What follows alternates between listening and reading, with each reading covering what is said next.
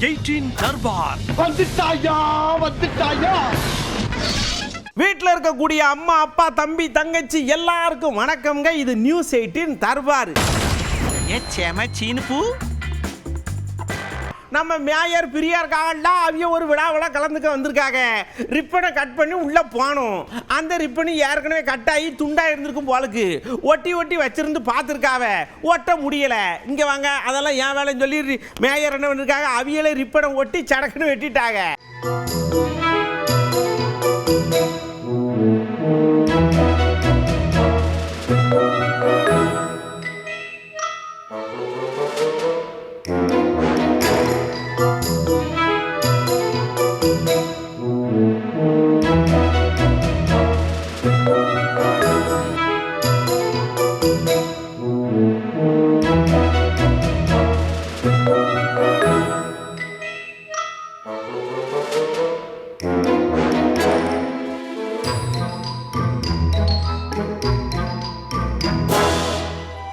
சிங்கமுனரின்னு ஒரு ஊர் கேள்விப்பட்டிருக்கீங்களா?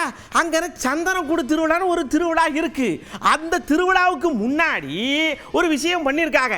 எல்லா சாதி சனமும் ஒத்துமையா சந்தோஷமா எல்லாரும் முன்னேறதுக்கு உறுதுணையா இருக்கணும் ஐயா அப்படின்னு சொல்லி ஒரு சமத்துவ விருந்து ஒன்று ஏற்பாடு பண்ணியிருக்காங்க.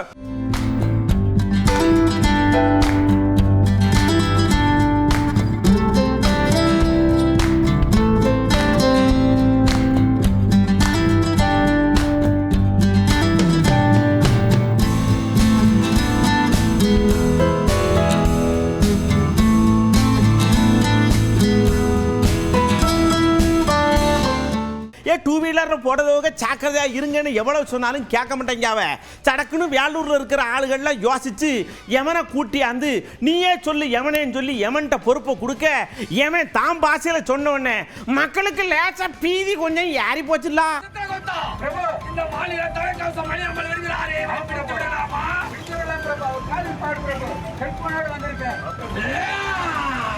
இனிமேல் வெளியே வரும்போது தலைக்கவசம் அணிந்துதான் வர வேண்டும். எத்தனை முறை சட்டங்கள் கொண்டு வந்தாலும் மாநிலர்கள் தலைக்கவசம் அணியாமல் செல்கிறார்களே.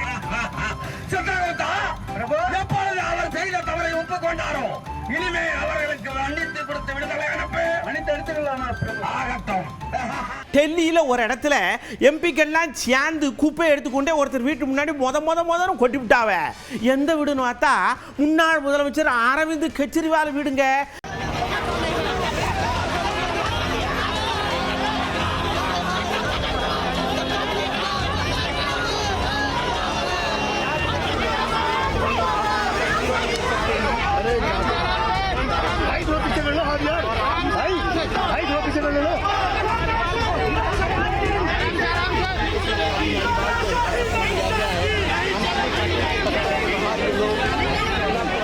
சீனால ஒரு கம்பெனி என்ன ஒன்று இருக்கு, ஒரு 10-70 கோடி ரூபாயை கொட்டி ஒரு டீமுக்கு 2 பேர் வந்து உங்க கையை கொள்ற முட்டை அள்ளிட்டு போங்க, போயிட்டு உக்காந்து எண்ணி சொல்லி போடணும். அப்படி சொன்னீங்கன்னா அது கரெக்டா உங்களுக்கு, தப்பா சொன்னீங்கன்னா உங்களுக்கு கிடையாதுன்னு ஒரு கண்டிஷனை போட்டாங்க. வந்து அள்ளுனா அப்படியே பரத்தை அள்ளி கொண்டு போய் பெரும்பாலானவர் வாங்கிட்டாங்கல்ல.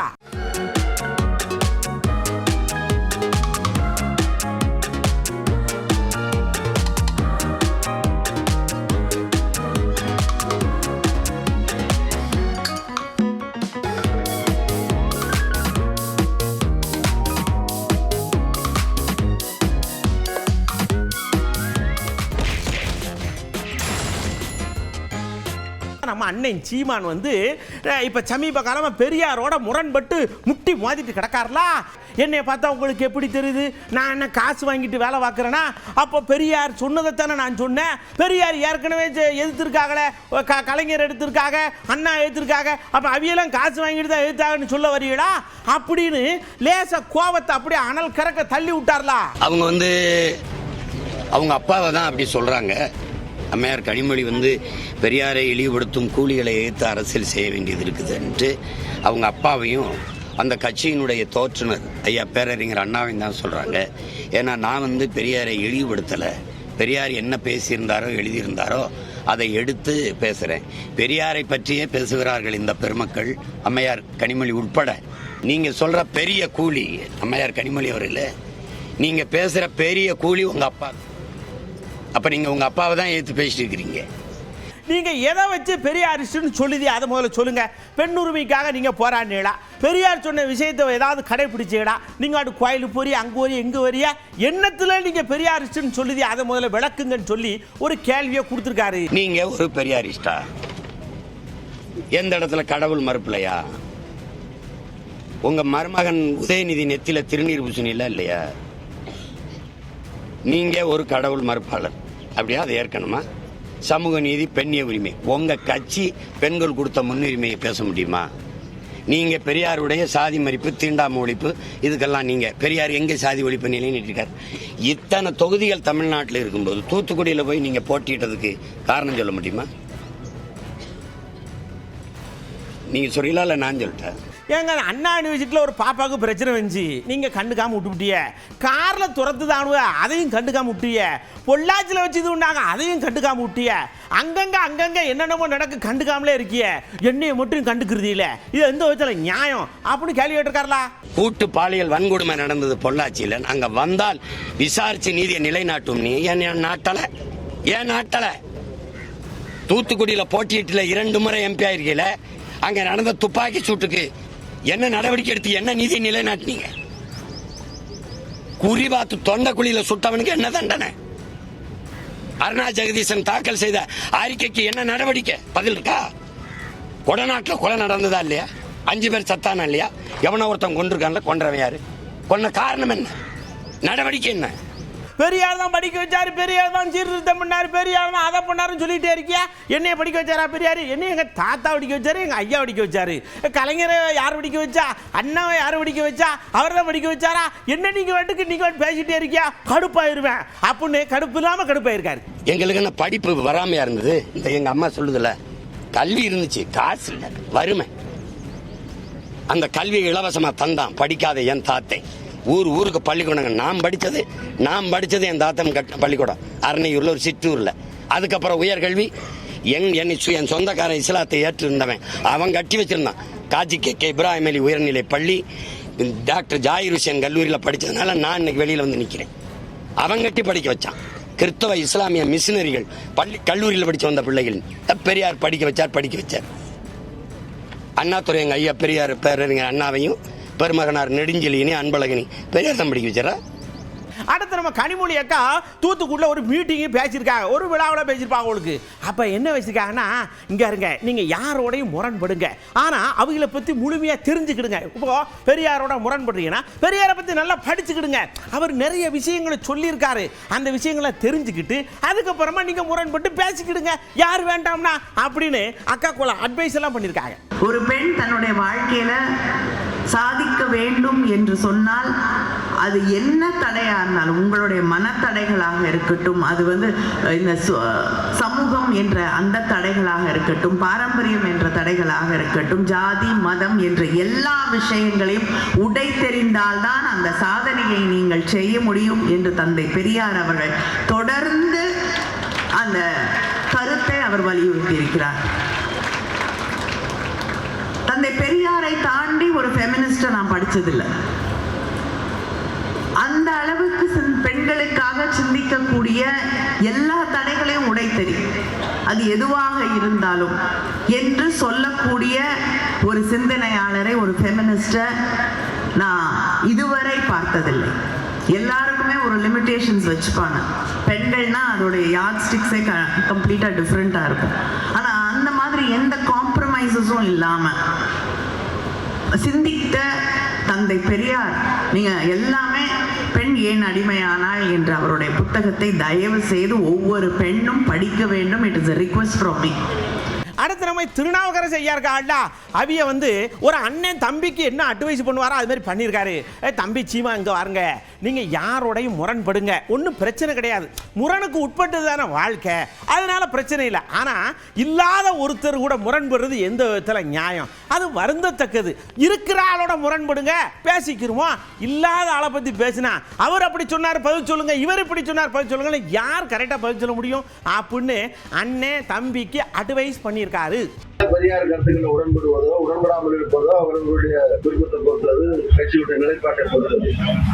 அதாவது இத்தனை ஆண்டுகளானதுனால மக்களால் மதிக்கப்படுகிற ஒரு பெரிய தலைவரை அவரை ஒரு தரம் தாழ்ந்து விமர்சிப்பதோ, தரக்குறைவாக விமர்சிப்பதோ, பண்பாட்டு குறைவாக விமர்சிப்பதோ, மற்றவர்கள் முகம் சுழிக்கிற விதத்துல விமர்சிப்பதோ அது யாருக்குமே நல்லதில்லை, சீமானுக்கும் நல்லதில்லை.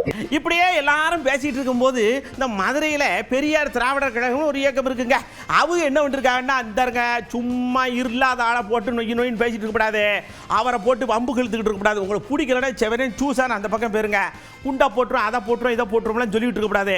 ஏங்க நாங்கள் பிரபாகரருக்கே குண்டு ஓட சொல்லி கொடுத்தது நாங்கள், அப்புறம் நாங்கள் ஏதோ எதிர்வினை ஆற்றிடுவோம் சொல்லிவிட்டேன் அப்படின்னு சொல்லி அங்கே இருந்து கொஞ்சம் கோபமாக பேசியிருக்காங்க. பெரியார் தொண்டர்கள் மீது வெடிகுண்டு வீசுவேன் என்று பகிரங்கமாக மிரட்டல் எடுத்திருக்கின்றார். நாங்கள் சீமானுக்கு ஒன்று சொல்ல கடமைப்பட்டிருக்கிறோம்.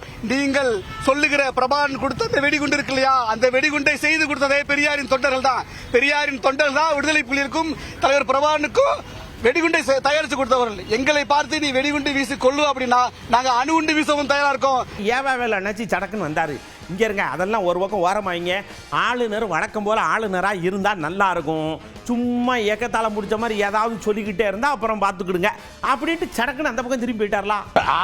ஆளுநராக இருந்து பணியாற்றினால் நம்முடைய மாநிலத்துக்கு சிறப்பு, உனக்கு சிறப்பு, எனக்கு சிறப்பு, மக்களுக்கு சிறப்பு. ஆளுநர் அவர்கள் ஆளுநராக இல்லாமல் அவர் அரசியல்வாதியாக மாறுகிற பொழுது உண்மையாக நாங்கள் என்ன செய்தாலும் அது பாராட்ட மனம் இல்லாத ஏதாவது ஒரு குறை சொல்ல வேண்டும் என்று ஆளுநர் கருதுகிறார்கள். அந்த பட்டியல் தான் நீங்கள் சொல்வதும் ஒன்று. ஐயா தெய்வமே என்னை இவங்ககிட்ட இருந்து காப்பாத்துன்னு தெய்வத்துக்கிட்ட போய் முறையிடலாம். ஆனா அங்க போய் முறையிட்டுட்டு தெய்வத்து கழுத்துல இருக்கிற தாலியவும் அங்க இருக்கிற உண்டியல் உடைச்சு ஒரு 25,000 அபேஸ் பண்ணிட்டு போறவங்கிட்ட தெய்வமே வேண்டுது இந்த பக்கம் வராதியன்னு.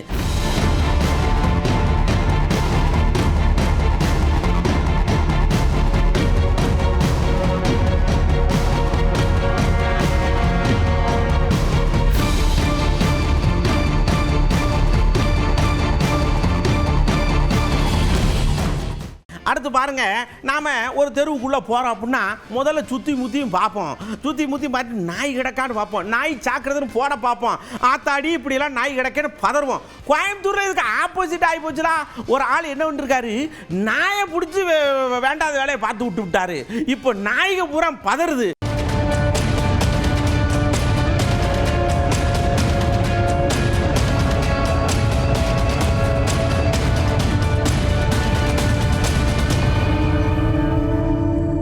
ஒரு குறிப்பு டூர் போயிருக்கு. டூர் போன ஒரு சும்மா இருக்கிறவரா ஏதோ வேடிக்கை பார்த்துட்டு அங்கிருந்து ஒரு யானை முளம்பலம் ஓடி அந்த கொண்டே விடுவேன் அப்படின்னு விரட்டி இருக்கு. அப்புறம் அங்க இருக்க துப்பாக்கி எடுத்து வானத்துணைக்கு சுட்டு யானையை பீதி எடுத்து காட்டுக்குள்ள உடச்சிக்காக. திருப்பியும் சொல்றேன், யானையை நீங்களும் ஒரு உடன்படிக்கை வச்சுக்கிடுங்களேன்.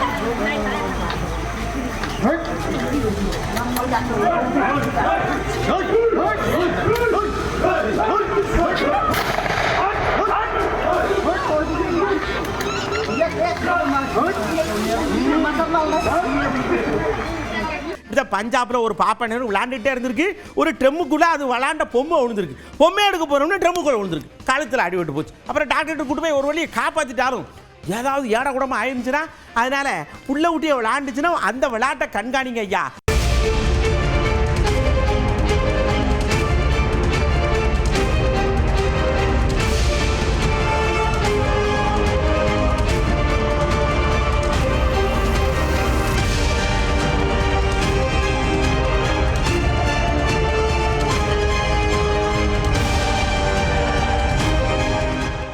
அடுத்து பாருங்க, உத்தரப்பிரதேசத்தில் ஒரு தம்பி உழைச்சு வாங்கு நம்ம சொன்னோம் இல்லையா, இந்த உழைக்கிறேன்னு சொல்லிட்டு விறுவிறுன்னு போய் இந்த செல்போன் டவர் இருக்குங்களா, அந்த டவரை பார்த்துருக்காப்படி, கீழே அங்கே யூனிட்டை பார்த்துருக்காப்படி, பூட்டை உடைச்சு உள்ள உடனே பேட்டரியா இருந்திருக்கு.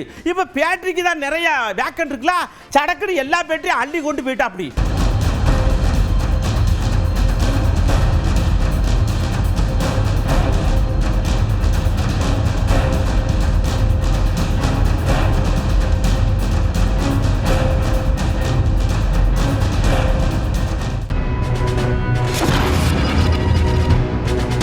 உங்களுக்கு இப்போ பட்ஜெட் வரப்போகுது, மத்திய பட்ஜெட்டு. என்னெல்லாம் நீங்கள் பட்ஜெட்டில் எதிர்பார்க்கிய, என்னெல்லாம் வேணும்னு சடக்குன்னு சொல்லுங்க.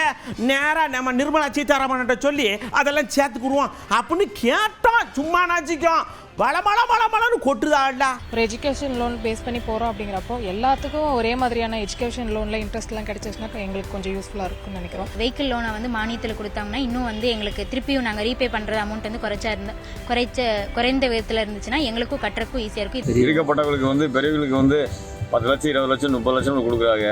நம்ம ஒரு தொழிலை டெவலப் பண்ணுறதுக்கு வந்து நம்மளுக்கு ஒரு 5 லட்ச ரூபா 3 லட்ச ரூபா கேட்டால் வந்து யாருமே தர மாட்டேன்றாங்க. அன்றாட தேவைன்னு ஒன்று இருக்குதுன்னா அது பெட்ரோல். ஸோ அது வந்துட்டு 3 இயர்ஸாக வந்துட்டு ஒரே ரேட்டில் மட்டும்தான் வந்துகிட்டே இருக்குது. ஸோ அதில் வந்துட்டு பட்ஜெட்டில் கொண்டு வந்துட்டா ஸோ எல்லாருக்குமே அது ஒரு இதாக இருக்கும். உணவு தானியங்கள் அதனுடைய விலைகள் அதிகமாகுது, அதனுடைய விலைகளை கொஞ்சம் குறைச்சி மக்கள் பயன்படுற மாதிரி இருக்கணும். இந்த ஃபோனு, லேப்டாப்பு, ஐபேட் இதெல்லாம் வந்துட்டு ரேட் கொஞ்சம் கம்மியாக இருந்தால் நல்லாயிருக்கும் எதிர்பார்க்குறேன். கோல்டு சைட் பார்த்தோம்னால இப்போ ரொம்ப வீக்கில் போயிட்டுருக்கு. ஸோ அதுக்கான ஜிஎஸ்டி அதே மாதிரி எலக்ட்ரானிக்ஸ், இப்போ நான் ஒரு சிஸ்டம் வாங்கணும், ஒரு லேப்டாப் வாங்கணும்னா கூட எனக்கு அது ரொம்ப கஷ்டம் தான். ஸ்டீலுக்கெலாம் வந்து 18% போடுறாங்க, அதெல்லாம் கம்மி பண்ணணும். அதே மாதிரி பெயிண்ட்டுக்கும் 18% போடுறாங்க. மத்திய அரசு இந்த பட்ஜெட்லையாவது அதற்கு விலை ஏற்றாமல் இருக்கிறதுக்கு வரியை தள்ளுபடி பண்ண கேட்டுக்கொள்கிறேன். சிறு வணிகர்கள்லாம் நசுக்கிற மாதிரி நிறைய ஜிஎஸ்டியில் குழப்பம் இருக்குது. தனிநபர் வருமானத்தை 7 லட்சத்திலிருந்து 15 லட்சமாக மாற்றி தருமாறு மத்திய அரசாங்கத்தை கேட்டுக்கொள்கிறேன். மீன்பிடி உபகரணங்கள், மாடு, கயிறு மற்றும் வந்து இன்ஜின் பொருட்கள் இதுகளுக்கெல்லாம் வந்து ஜிஎஸ்டி வரியை ரத்து பண்ணி மீனவர்களுக்கு கொடுக்கணும். அதில் வருங்கால பட்ஜெட்டில் விவசாயம் வாங்கக்கூடிய பொருட்களுக்கு வரி இருக்கக்கூடாது ஐயா. நெல்லுக்கு குவிண்டாலுக்கு 3500 ரூபாயும் நிர்ணயம் பண்ணி இந்த பட்ஜெட்டில் அறிவிப்பாங்கன்னு நாங்களாம் எதிர்பார்த்துருக்கோம். உர விலையை குறைச்சி விவசாயியை காப்பாற்றி ஏதாவது ஒரு நல்ல வழி பண்ண மாதிரி கேட்டுக்கொள்கிறேன். விவசாயிகள் உற்பத்தி செய்யக்கூடிய அனைத்து பொருட்களுக்கும் கட்டுப்படியான விலை நிர்ணயத்தை பட்ஜெட்டில் உருவாக்க வேண்டும். அடுத்து நம்ம அழகிய உலகத்துக்குள்ள அட்டகாசமா போறோம். வெடிக்குது, ஆட்டம் பாட்டம் கொண்டாட்டம் எல்லாம் இதாகுது. லைட்டு மலமலன்னு எரியுது, எல்லா இடத்துலயும் வசந்த விழா கொண்டாடுதாக. எல்லாரும் மக்கள்லாம் மகிழ்ச்சியா இருக்காங்க, நாம பார்க்கறதும் மகிழ்ச்சியா இருக்கு. எங்க தெரியுமா? நம்ம பங்காளி நாடு சீனாவில் தான், வேற எங்க?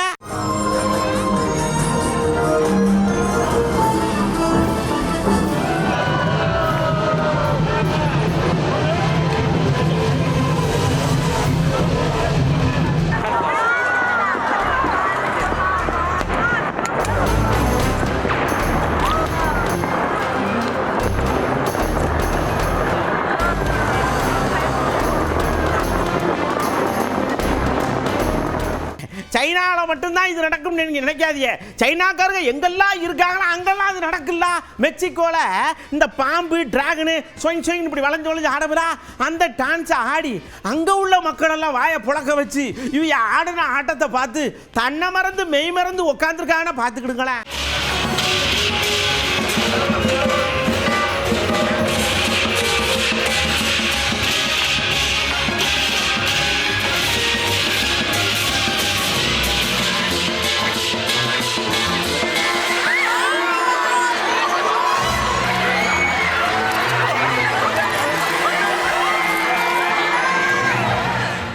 நியூசிலாந்தில் நாடாளுமன்றத்தில் ஒரு சட்டத்தை இயற்றிருக்கிறாங்க. அங்கே ஒரு மலை இருந்திருக்கு, வரவங்களாம் ஆக்கிரமிப்பு பண்ணிருக்காங்க. இது சரிப்படாதான்னு சொல்லி அந்த மலைக்கு ஒரு உரிமை இருக்குன்னு சொல்லி அதுக்கு ஒரு தீர்மானத்தை போட்டு ஒரு பாட்டு ஒன்று பாடியிருக்காங்க. வருங்க நாடாளுமன்றத்தில் சமீபத்தில் அப்படின்னு ஒரு அம்மா பாடிச்சுல, அதை விட சரியா இருக்கு இந்த பாட்டு.